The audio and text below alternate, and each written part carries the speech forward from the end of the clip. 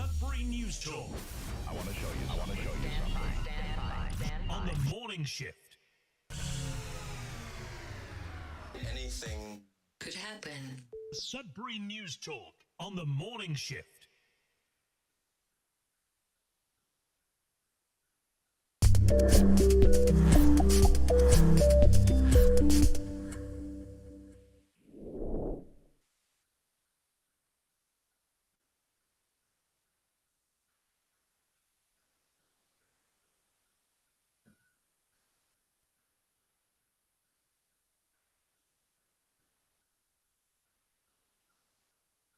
All right, welcome to Sudbury News Talk, everyone. Oh my goodness, we are back, and and just being back, we're also back with a couple glitches, which is it feels very comfortable because that's exactly what happens each and every show. There's a glitch or two.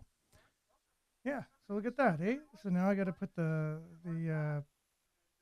turn down the volume a bit here, obviously, because we're going to get a bit of an echo.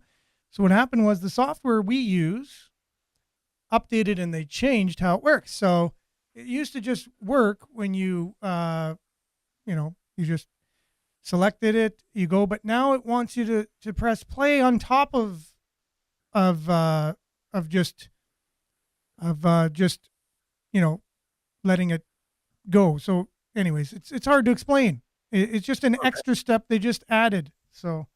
You know, Billy, how we use MixLR, just like the Sudbury Wolves. And good morning, Billy, by the way. Welcome. Well, good morning to you. Yes. So MixLR now just added another feature. We used to just, have to start the show, hit start, and it automatically came on. But now online on the webpage, you actually have to press play too to start it. So that's new. It's never been there before. So brand new. Extra step. Must be some advantage to it, I'm sure. Yeah. But I was just thinking last night, we need extra steps because there's not enough already, right? It keeps you mentally nimble. Yeah. Insane, I think, was the word I was looking for, but mentally nimble, I guess, quite, could explain it in a different way. It's kind of like when you meet somebody and they're absolutely out of this world, and the way to describe them, you say, well, they're interesting. When you could come up with all kinds of other adjectives. That's an interesting cat. Yeah, it's good to be sort of safe and diplomatic in those situations because you never know how far out there they might be.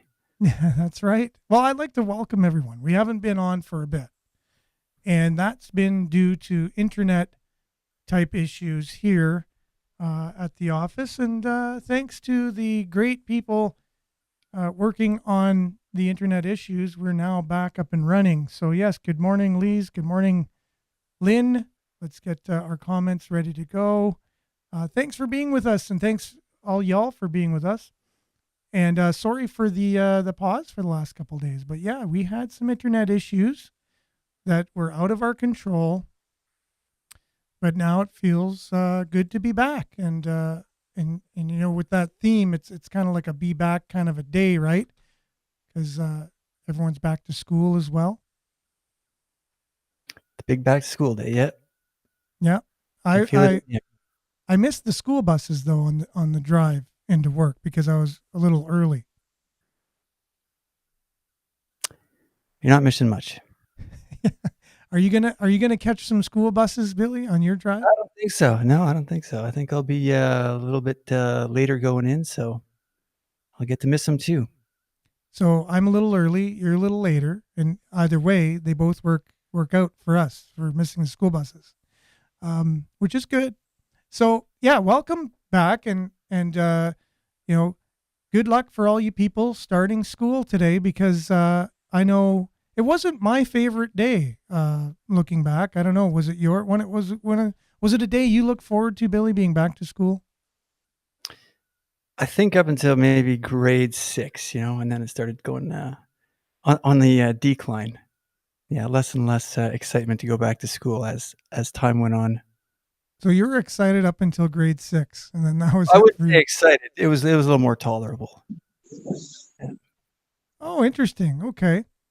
Well, without further ado, we're being joined by our guest that we we had we had basically more than 3/4 of an interview pretty much wrapped up on, I believe it was last Tuesday, possibly. And Natalie Labby, you're with us now, right? So you're running for council, and we basically our interview was cut short due to internet issues, but now we're back and we want to complete the interview. Is that what's going on today? Absolutely. Cool. So I'm glad that you're with us. So let's just continue. Like, how about a bit of a recap? So a little bit of your background, a little bit of where your kind of experience is in the past, and what ward you're running for and why you're running. And then we'll just catch everyone up, and then we'll leave with the last thoughts that we didn't get a chance to get to when you're on the first time. All right. Yeah, so I have about 28 years of experience directly with municipalities as an employee, and 4 years under my belt as a municipal councillor in Northwestern Ontario, a little town called Manitowaj. And yeah, I've worked in community development. I've worked in tourism and recreation. I've worked in economic development. I've done community development projects for regions up in Lake Superior, Thunder Bay area. Worked for like I say, municipalities, the federal government, a bunch of different things. It's all outlined on my bio on Facebook and on my website. So there's really is too much to share. But I encourage people to go and visit there and learn a little bit more about me, because I'm more than just a blonde middle-aged woman who doesn't know what I'm doing. And it's interesting because there's been some dialogue a little bit on social media about, why should they vote for me over someone who's more qualified? And from what I can understand, people aren't more qualified than me. It's basically, I'm not a 60-year-old retired man who is your typical age of your counselor. And there's nothing wrong with that. But I feel that because I've got connections through my volunteer efforts over the last 10 years or so, or even 30 years, because I've been doing it in so many different municipalities, I've been able to reach younger families and younger voters and people who don't typically vote because the person representing them doesn't fit the demographic that represents them and their needs. So I feel that that's really setting me apart in a positive way, especially in Ward 7, which is Capreol, Garson, Falconbridge, Skeet, and Cookagami Lake Road. So you did mention a little bit about the Old Boys Club and things like that. And you did mention that how some comments are already going on the internet. Is there a lot of, like, are you coming across a lot of those sentiments? No, because especially I'm pretty well known just because I've organized the Capreol Santa Claus Parade for 8 years, and then recently I took over organizing Capreol Days, which was bigger and better than it's ever been. And that's not just in part by myself, but also a fresh team of younger volunteers, and we really need that. So I'm really proud of what we accomplished in a very short amount of time. But people are, of course, in politics, they don't call it the silly season for nothing. So there are one or two little trolls, they call them internet trolls, that are just kind of baiting people. And I'm proud to say that I have tried to stay out of that as much as possible. I'm just an observer, really. But I have a lot of people messaging me and also just going to bat for me online and just saying, did you step up? Are you the one that's devoted all this extra time to your community? Because beyond just organizing a festival that is for a community or the broader community as well, you have to be super organized. You have to have communication skills. You have to have the ability to work with a lot of different people. And that's one thing you're never going to hear from me, is that I can't work with these people, because I've worked with a lot of people over the years, from young children right up to senior citizens. And there's a lot of difficult people in the world, and politics is not an easy arena to throw yourself into. But I'm ready, and I've tackled a lot of those challenges over the years already, and I've succeeded in those. And I'm really happy, and I feel super supported. And even outside of Capreol, I've got a lot of support in Garson. Even just yesterday, I met with someone, and I wasn't sure what their connection was to me through me. And they explained that they just saw things that I had shared on social media, and that they took an interest, and they actually read my extensive bio and thought, wow, this lady has a lot to give to our community and to our ward. And it was a really great exchange. Yeah, unfortunately, sometimes elections are more about somebody's hair than the content of their character or their experience and things like that. And that's been a pet peeve of mine over time. Now, you mentioned, you got to be a certain kind of person in politics. You can't really have a thin skin. You got to be able to take criticism. You also can't get in the ring and not expect to take some hits. Now, with your what are some things, because you're going to be twofold, maybe more than twofold, but I'm going to concentrate on two right now. Locally, where you're representing your ward, and then regionally, where your voice actually is part of the more collective of what's going to happen in the greater city of Sudbury. So how about, what are the three top things you want to accomplish in your ward? Let's say you don't have to pick three, but I'm just saying pick a couple main things that you want to concentrate in your ward per se. And then I want to talk a little bit about what you want to see happen in the greater city of Sudbury. And then we'll go from there. Sure. So some of the top issues that have been coming up in my ward, I'll start with Garson. The city has upgraded some parks, and actually we finished the interview last week talking about this, and then the internet went out. But there's been a lot of people since, I'd say half a dozen, that have reached out to me personally, either through telephone or by email, to talk to me about the issue of people driving dirt bikes through the parks. And it's not just parks, there's parks for younger children, and people are walking their dogs in these trails near the parks, and the dirt bike trails are adjacent to that. Another issue in Garson is new development of housing projects where one subdivision, the road hasn't even been completed. It was just the main paving that was done. So there's humps on the road, there's manholes that are kind of sticking out a little bit, and that's a concern for residents there. As far as amalgamation is concerned, I've been hearing that people in Garson haven't really felt the effects of that. So that's good, because it's one less thing to tackle in that part of the ward. In Cape-Breton, amalgamation is still very real and valid to them. And they really feel it's an important conversation to have about not de-amalgamation necessarily, because I'm not sure how feasible that would be after all this time, but definitely decentralization and focus on some of our key services. And I'm willing to support that conversation for sure. And as well broadly for the city, because we're not just the core of the city. We have a lot of wards that are comprised of outlying wards. So I know that is an ongoing discussion in the outlying wards as well. So I'm willing to support that conversation. Affordable housing is a really big deal. I actually made a post about it on my Facebook page last week about, so many families being one paycheck away from not having a roof over their head. And I don't really like the word homelessness or the homeless. It really labels people. And really, there are so many people who are so close to being unhoused. And I'd rather just use that kind of, description for it. Because homelessness is not just people who are labeled as drug addicts. There's a lot of people who just can't afford the roof over their head because the rents are so high.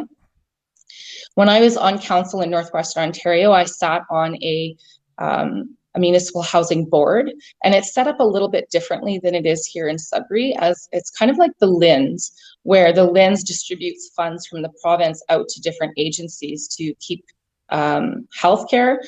In Northwestern Ontario, we have what's called a DSAB, which is a District Social Services Area Board.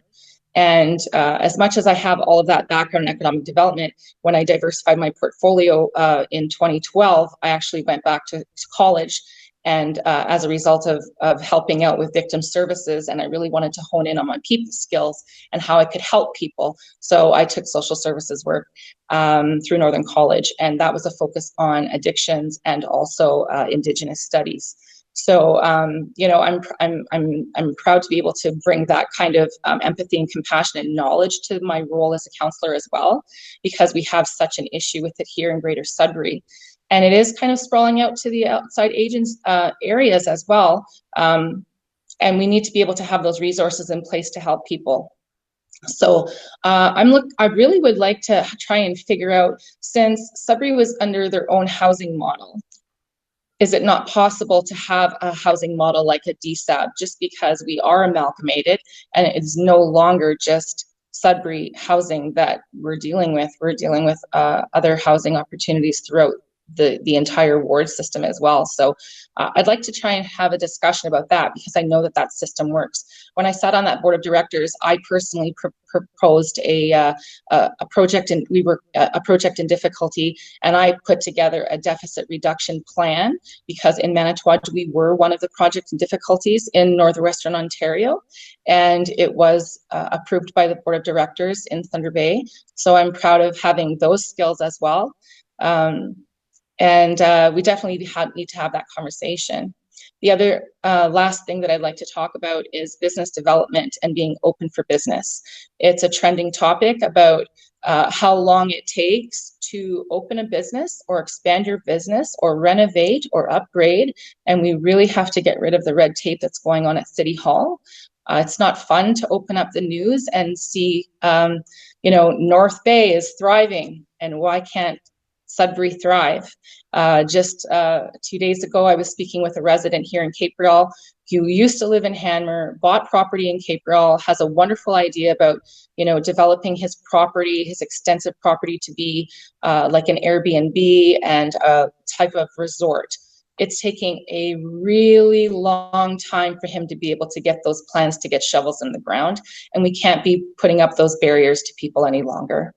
Yeah, that's an important thing for me, is the red tape, the bureaucracy, and it really puts a kibosh on any in the economy and any new development coming up. Now, Billy, I'd like you to think, if you have a question right now, jump right in. But I was going to ask you after I asked the Yeah, next no, the question. one thing, and I caught the last interview, which was really awesome, by the way. Really kind of opened my eyes to a lot of things, and you were talking about the I forget the word you use for it, but it's kind of like the local meeting where the residents go and have their input into the system, and that's been completely off my radar. So I don't know anything about that, like how these meetings happen or where they happen, or so Sure, maybe kind of fill me they're in on. called They're called the CANs. It's a short form for Community Action Networks. And those were established back shortly after amalgamation, just so that the outlying communities and all wards in Sudbury could have a voice at the council table. So the city actually appoints and hires a city representative to oversee those meetings in all the different CANs.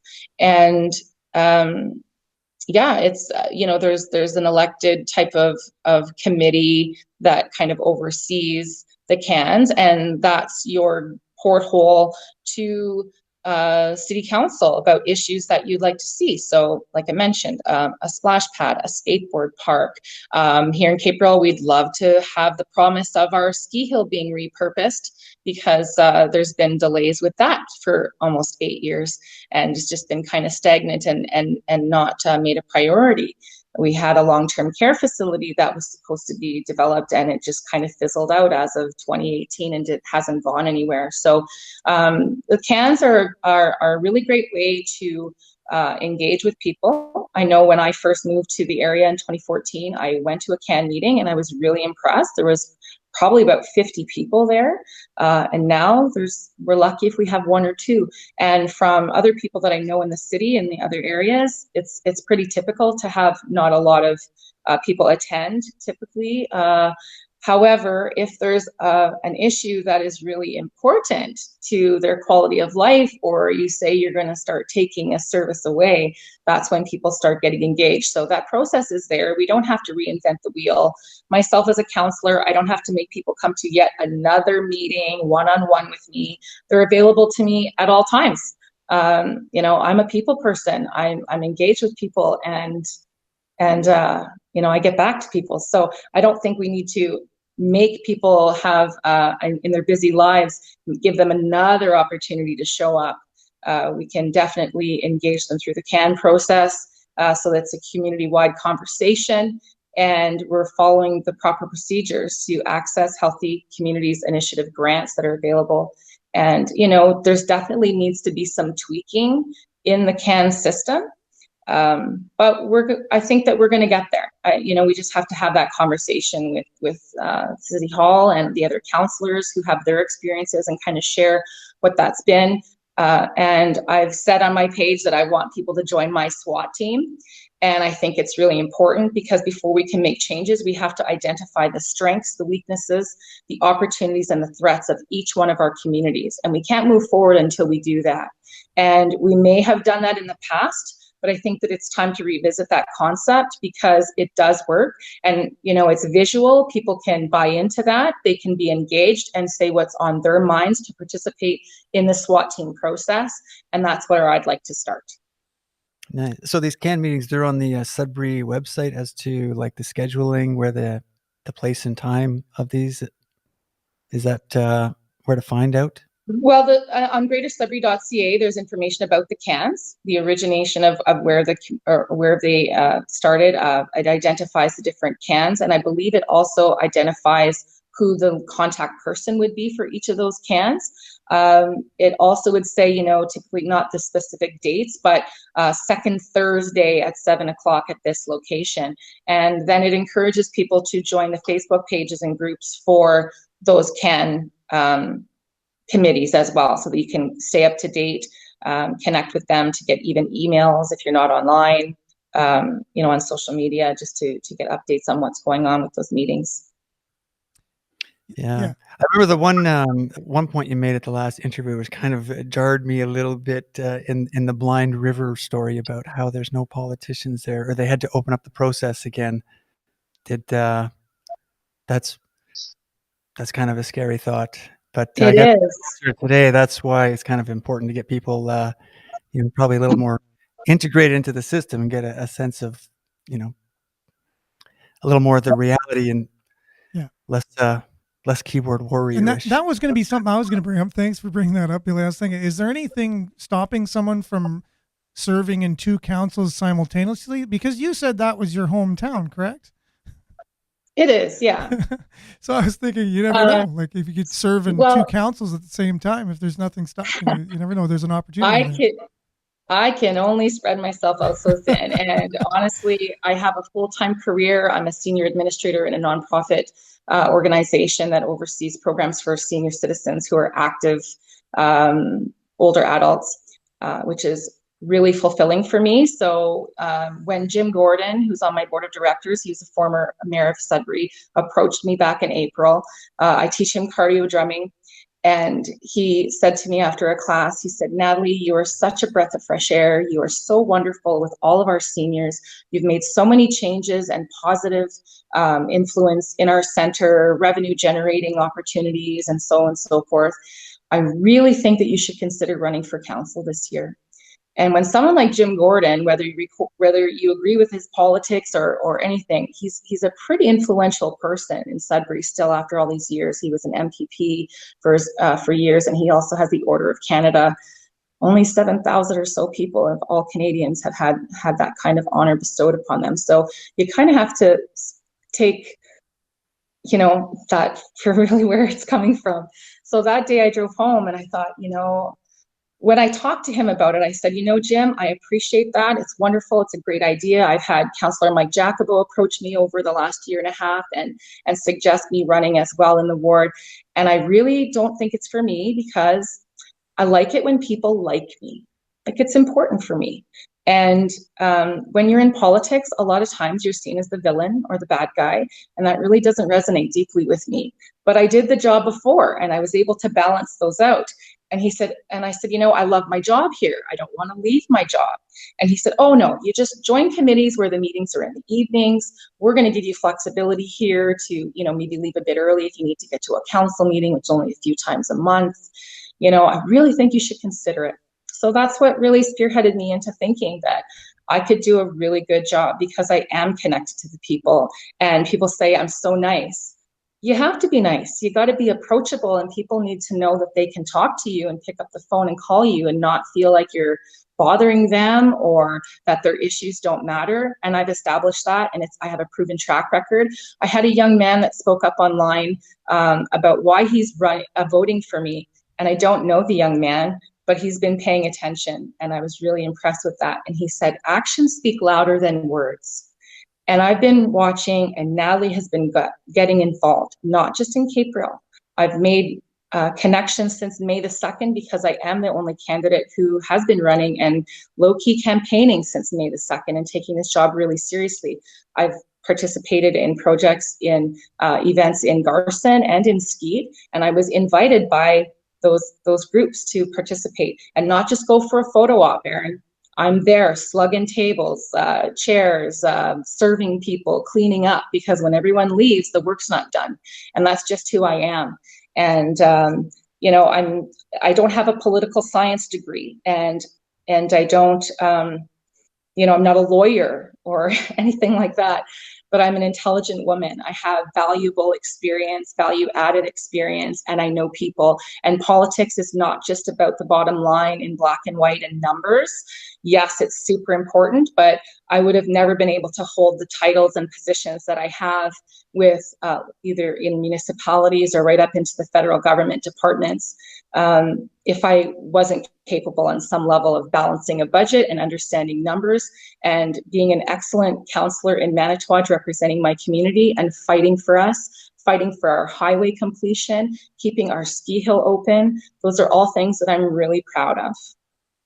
Yeah, and my hat's off to you for choosing to get into council at this particular time, because I just like to, encourage you or invite you after to. There's some really hefty comments from an individual, Jesse, talking about some larger issues to him, which I do believe a lot of people do share the views, and I'm not putting them up on the screen because they are pretty meaty issues. Fluoride in the water, lead in the pipes, some things like that, maybe corruption in the city. These aren't easy types of things to talk about, especially in this particular platform. But if you wanted to reach out to him, you can. And again, right? So that's an opportunity to do that. It's not an easy time. You're coming in after our university just went bankrupt, the only university to go bankrupt in Canadian history, as far as I know.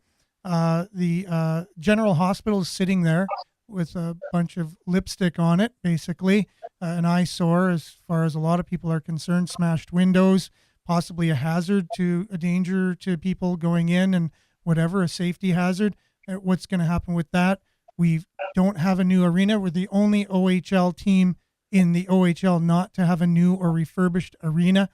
Can't have new concerts coming to town because it doesn't fit a lot of the union specifications for a lot of the shows to come here.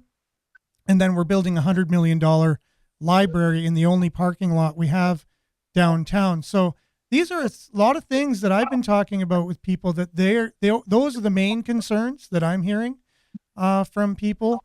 We could talk about all the other issues. Housing obviously is a huge one. Our homeless population is a huge one, and that's up there with those, but we did talk about that issue. So this is not an easy time getting into politics in this city, and a lot of people are turned off or have lost faith in, or they're just scratching their heads at why the city has found itself in the position that it's in. And so, yeah, this is you're very courageous to step forward at this time and put your hat in the ring. And you do sound like a very capable person, however, so you sound like you're up to the task. Well, I appreciate that. One last thing, Aaron, we've missed out on some opportunities for some key sponsorship for our arena as well. When I think about, places like Sault Ste. Marie that has a key sponsor that pays for a lot of the overhead for that arena in their city. Why don't we have a key sponsor? Someone's missed the boat on that, and we have to start thinking that way. But I just like to, the environment's really important to me, all of that stuff. Spending on big projects. I don't understand why council said no to investing $250 million and then said yes to $100 million for basically the same type of thing. So yeah. I'm not on board. I know that money doesn't grow on trees. In the end, I am the only person running in Ward 7 that actually lives and resides in the ward. And I drive those roads every day. I drive in from the valley, from Cape Breton through the valley, and then I do errands in the city. And on my way back, I come through Garson and I drive Radar Road. I'm driving our roads every day. I see what's going on in our ward all the time because I live here, and I'm connected to the people. I'm connected to the issues. And broadly, as a city, I understand that we've got issues there too. And the issues that you're talking about are really city-centric. So for my ward, people aren't really concerned about that. But for me as a politician, as a councillor, I have to look at that. So we definitely have our work cut out for us. And I'm definitely up to the task. I want to be part of those discussions. And I represent the everyday person. So, we can't just be affluential in a way where we can be influenced, or perhaps, one of your viewers is talking about corruption at City Hall. I'm not going to be bought. I'm actually proud to say that I've dissolved an entire board of directors in the past in my capacity as a staff person because there was some questionable things happening that I just couldn't ethically keep being part of. And I was a whistleblower for that. Not that I go into any situation trying to cause problems, but I fix things. I don't just talk about it. And I think that there's issues and problems. We need to tackle them and not keep shoving them under the rug. And I want to be part of those discussions so that we can move our city forward and we can be progressive as a city, because we have a lot of opportunities. And the big projects that they're thinking about aren't necessary, because what drives people to Sudbury is not the fact that we would have a new casino, or we need to have the next Canada's Wonderland or something like that. We have ecotourism opportunities that are being sorely missed, not just in the core of our city, but especially in the outlying wards as well, where we can capitalize on dollars through the province and the federal government and other people who would like to invest in that, in those concepts, because people who are tourists from Southern Ontario or otherwise want to get away from the hustle and bustle.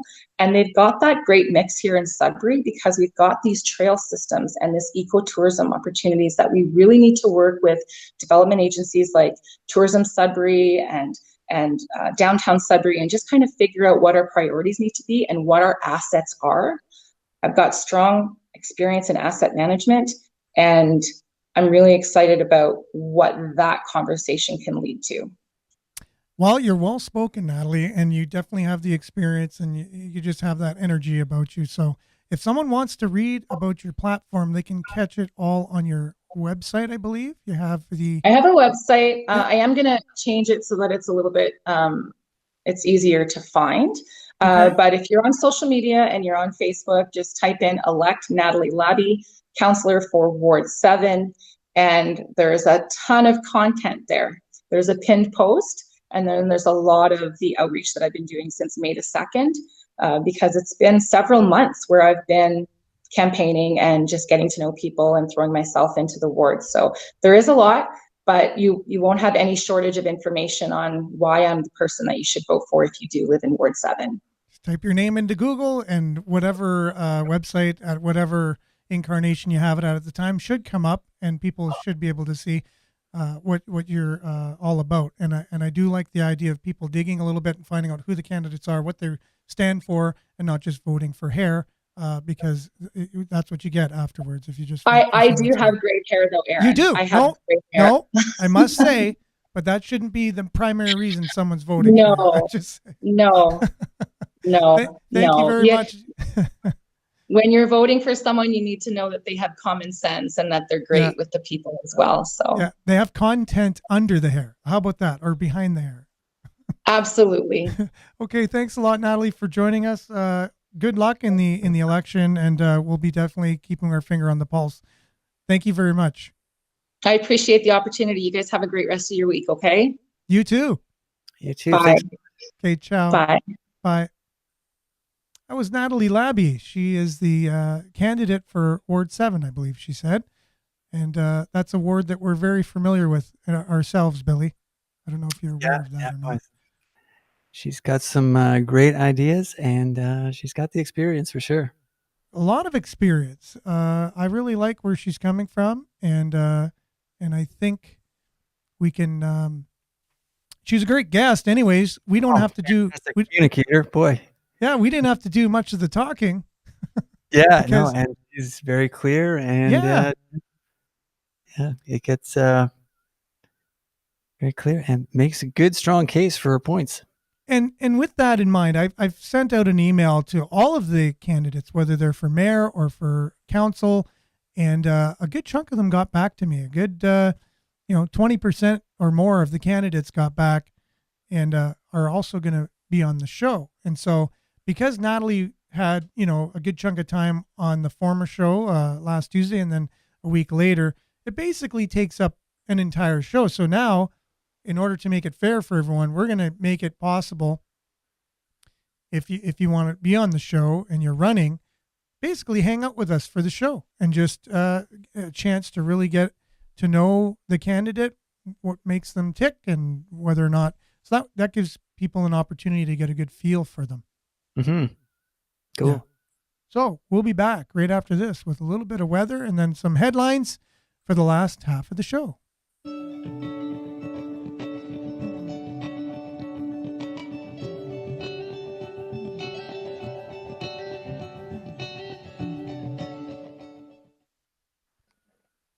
And with that, the weather is brought to you by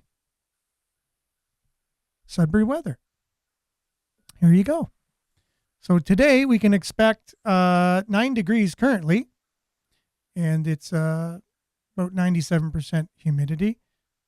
Later today it will be about 24. Fog patches dissipating this morning. Just get the door here.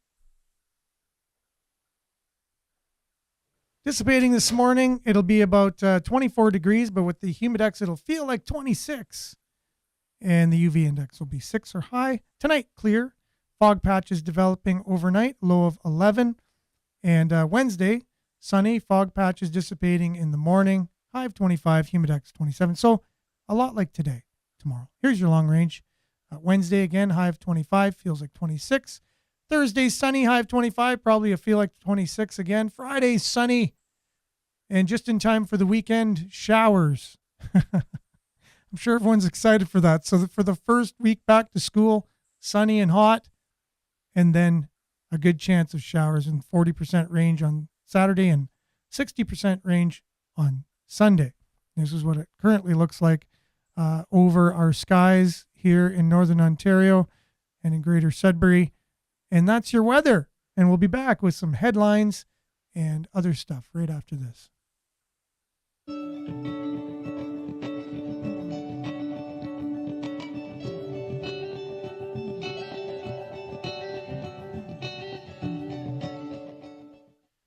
All right. So we just interviewed Natalie Labby, running for Ward 7 Council in this October upcoming election.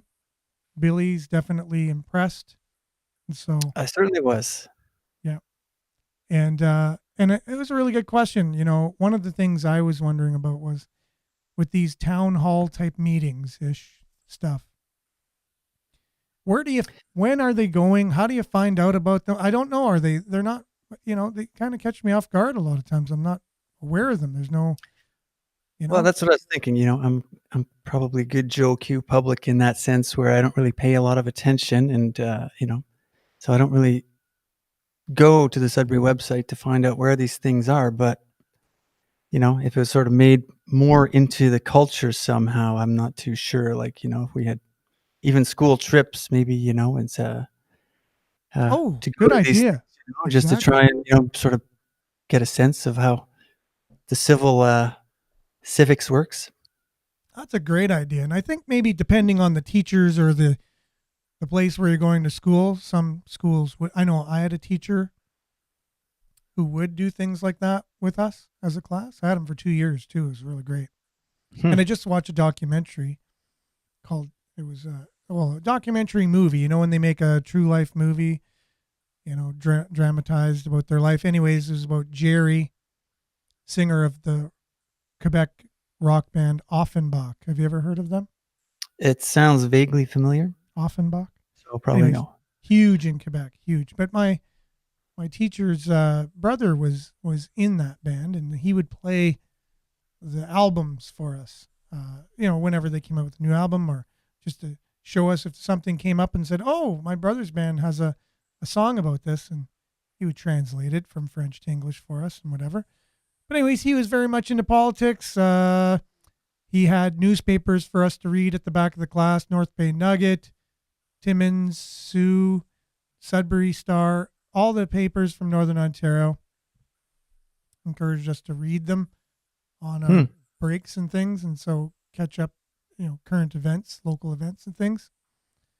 He was very forward-thinking person and very influential in my life. And yeah, no, more things like that. Get involved in your community from a young age. Learn what's going on. Learn how the system works. Learn how to get your voice heard, and just see it and be involved in it and get them involved at a younger age. It's a great idea, Billy. Yeah, I still think of that quote, something about, I don't know if it was I don't think it was Plato, but it was something about I'm going to paraphrase it horribly, but something about being ruled by evil men. The price of not following politics is to be ruled by evil men. So because it's who pretty else is old. going to get there? Yeah. Well, Yeah. it's like, who are you allowing to get there if you don't vote for good and kind of people? like Natalie says, people maybe don't pay as much attention until something directly affects them, and then that's where the rubber hits the road, and they start Exactly. going to the meetings. So it's probably good to be proactive, and Yeah. that sounds like a better world where you don't wait till the problems come to you. Yeah, exactly. You go to the problems. You don't let them come to you. That's right. Speaking of, the theme today is basically getting back. Everything's new this September. Do you feel that too, Billy? There's something new in the air. It cut like a knife this morning. This was like September. This was the new era. It felt September Well, already. It wasn't like the greatest feeling, because it kind of felt like summer was a little bit I know.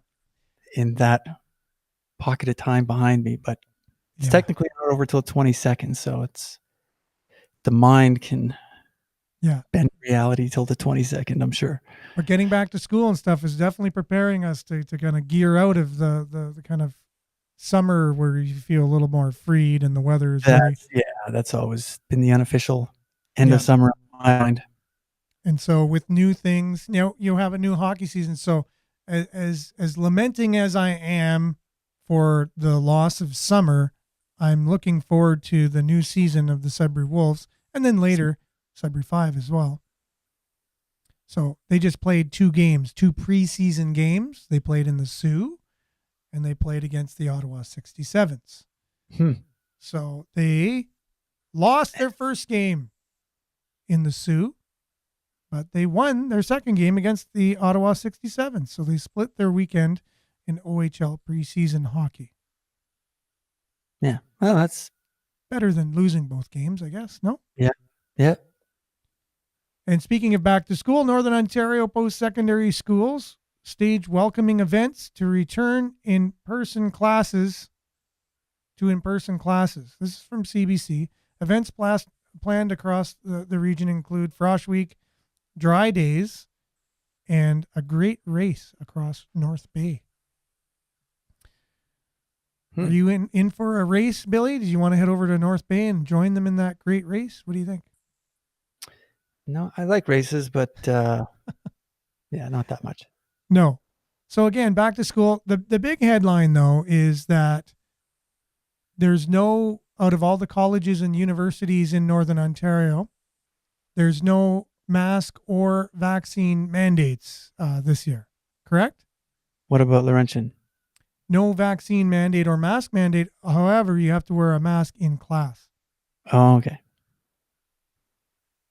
Yeah, I thought I heard something about that.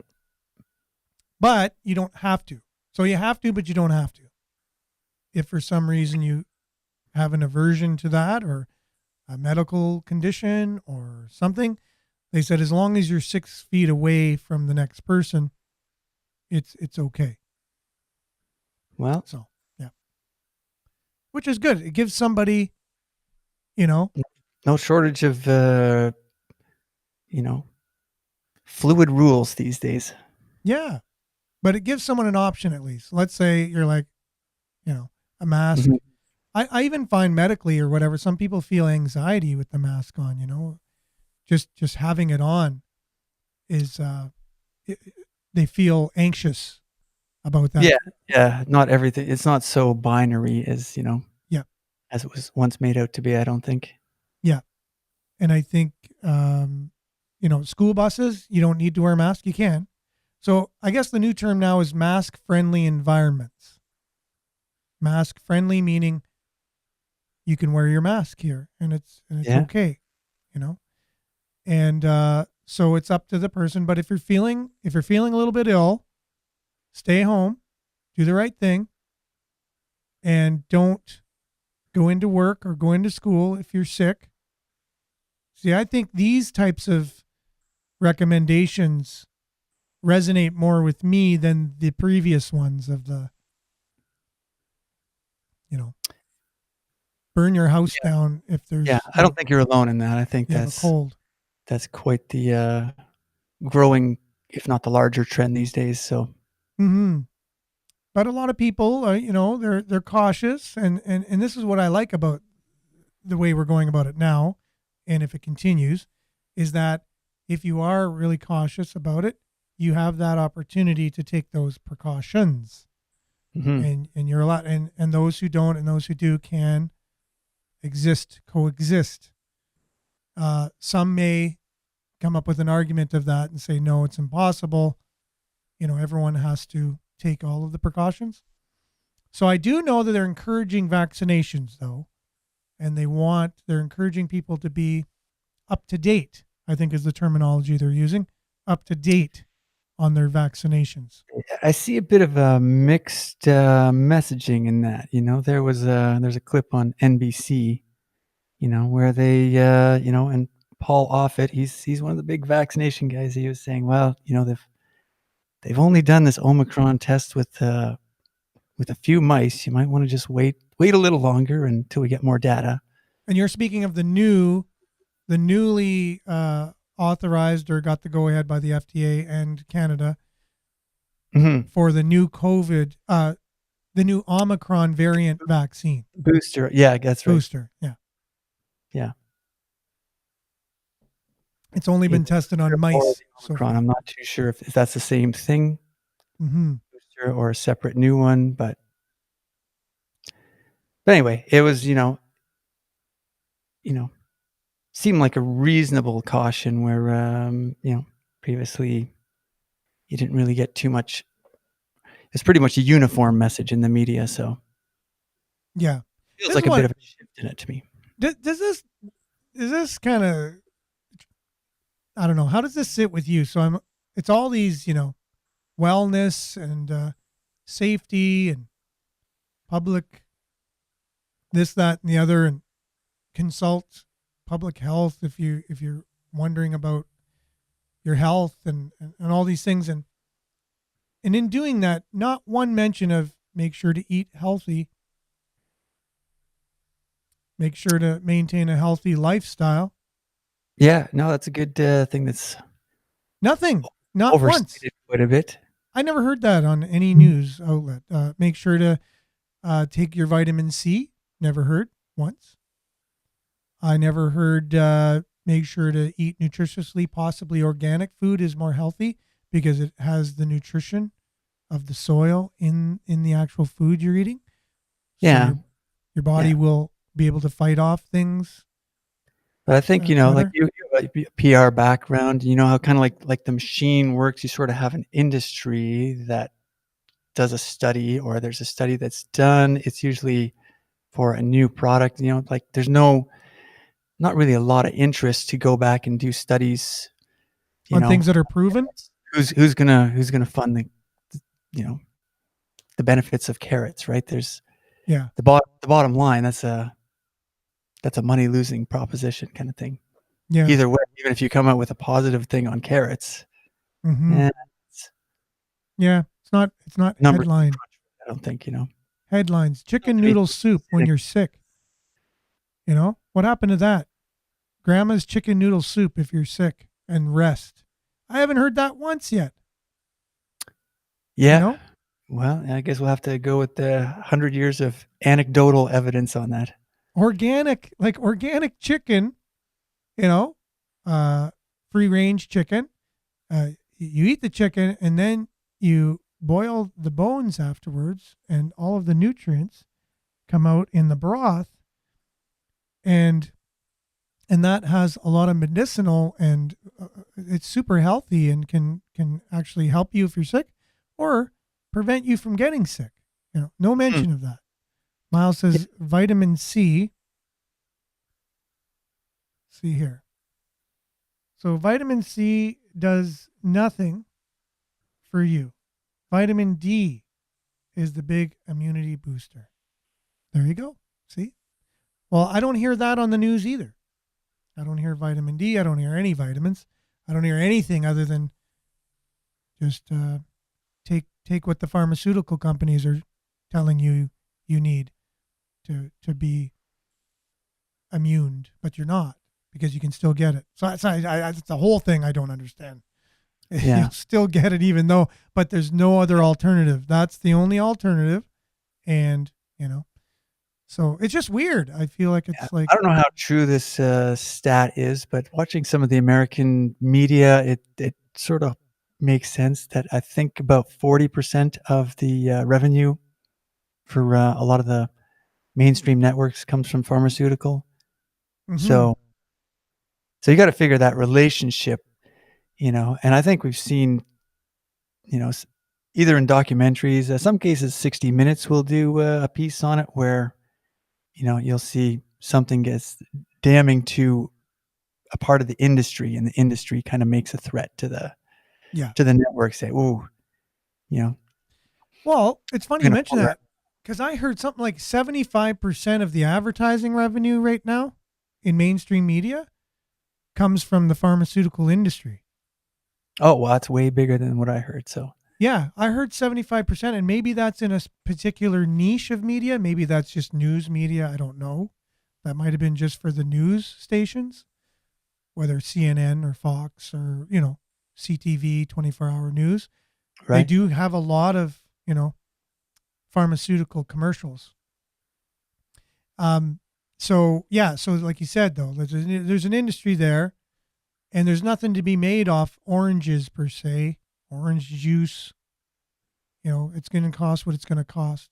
And Jerome says he doesn't agree with Miles that vitamin C actually is boosts your immune system, which I tend to agree as well. I think for certain things, I think vitamin C has immune boosting properties, and vitamin D as well. I think all vitamins and minerals have their the place. human body is so different for everybody, and I Yep. think it's really, Yep. that's one of the misnomers, if that's the right word, but Mhm. to try and have this sort of science that this is, One size fits all. yeah, it's Yeah. like, yeah, No, I think it's very complex, extremely complex, and you have to kind of listen to your body. And that's another thing that they take out of the equation is the opportunity to think for yourself, like pay attention to how you feel, which I do. That's what I do like about this new, the idea of if you feel sick, stay home. hmm And they also talked about if you're asymptomatic, though, you'll still pass things on. However, uh, you know, the natural immunity it was demonized for a while, but now it's come forth, and it's known by the CDC even on their website that natural immunity is by far, or at least is the number one way to be immune, right? Am I right on saying this, or am I off? I'm not certain about that, but that seems like they've sort of turned, turned to that direction in a few areas. I know there's been some changes on the CDC site in terms of, how to their recommendations for things. Yeah. So it sort of falls in line with that. Yeah. And anyways, it was demonized for quite a while, but now it's kind of being known and it was. I remember a lot of experts saying it at the beginning, but I think the main narrative was against that at the beginning. Mhm. So Miles was saying, not wrong, but big push in vitamin C in the 60s, 70s, and 80s. And basically Dr. Martin's articles, he's from Sudbury and very knowledgeable on the subject. Big Pharma pushed it. Oh, pushed vitamin C. Interesting. I did not know that. Again, right? Like you said, Billy, it's you know, there's a lot to research. Your body should be the most important thing to you, or your health, more than money even, right? Yeah. Like how many Well, like, billionaires you would don't want have their that's when health? it becomes Yeah. Like how many billionaires would want really good health that don't have it? They would give their billions to have good health. And that's so don't feel important. like doing anything when you're feeling sick. Exactly. So again, Jerome's saying vitamin C is very important to the human immunity. You just have to source the correct form. Yeah, that is true. I know we have the powdered form a lot of times. My wife tells me that. See, that's the thing. I just consult my wife because she does all the research on it. So vitamin D3, vitamin K2, and a nano emulsified liposomal application. Sorry about the pronunciation, Jerome. Actually helped him beat cancer. Holy moly. Yeah. Freaking You know, awesome. I think muddies the waters too, and you see this sometimes on, like, again, 60 Minutes, W5, those things where they'll do like a test sampling of like a bunch of the vitamins out of the pharmacy, and uh, vitamins, and also what's those, like, supplements and stuff. But they'll Yeah. find like a lot of cheaper ones, and even They some don't of the have, expensive ones. They don't even have that. Like they'll test vitamin C, yep. and it'll be like no vitamin C in it. Yeah, exactly. So you're right. So it says it contains it, but it doesn't. Or it's a really poor form of it. Non-absorbable, yeah, Yeah, form of it. exactly. So again, I remember just getting into this health stuff a long time ago because I had to, because of our children, or we had to, my wife and I. And yeah, it just felt like there was no end to the learning, and there still isn't. We're continuing. It's a lifelong um, pursuit. Health is, and I think the more we strive to find out, and I wouldn't wait for someone else to tell me, though. I think that's the important thing. Do your own research. Do your own, looking into it. It is your health. I would, you go in to see a doctor. He goes home or she goes home at the end of the day, and that's their thing. But you go home with your health, and you have to live with your health. So it's that important to you. Anyways, yeah, all that big discussion just talk about the new policy with universities and colleges and schools in general, school buses, all getting back with the what are we to expect in terms of yeah, Tina was saying something about powdered. She's in on this conversation, but she's texting me rather than coming in on. Powdered form doesn't mean it's correct. There you go. That's right. It has to still maintain or still contain the correct form of vitamin C, whether it's powdered or not. It has to have the right ingredients to begin with. Yeah. Okay. It's again Just to be grapefruit. That's your best form right there. That's But don't right. take it from me. I'm not a doctor. No, we are not doctors. Definitely not. So Labor Day weekend, obviously. So I hope everyone had a great weekend. Labor Day weekend. It is for worker advocacy, and Sudbury.com did a story saying there's still a lot to do when it comes to worker advocacy. Speakers say during Labor Day festivities hosted by Sudbury and District Labor Council yesterday. So anything to say on that, Billy? Do you think that we still need to, are there still... Yeah, very grateful. I see those memes of like the 4-year-olds, working in the shops in 1910, and I think, yeah, this is way better now. Yeah, exactly. That's true. And you got the last word, Billy, because our Really? show is far spent. It's 8:30 already. So we're behind time on CKLU, but stay tuned now for Earshot Daily. And we'll be back same time, same place tomorrow now that we have internet. Thanks, everyone, for joining us. See you tomorrow. See ya. Ciao.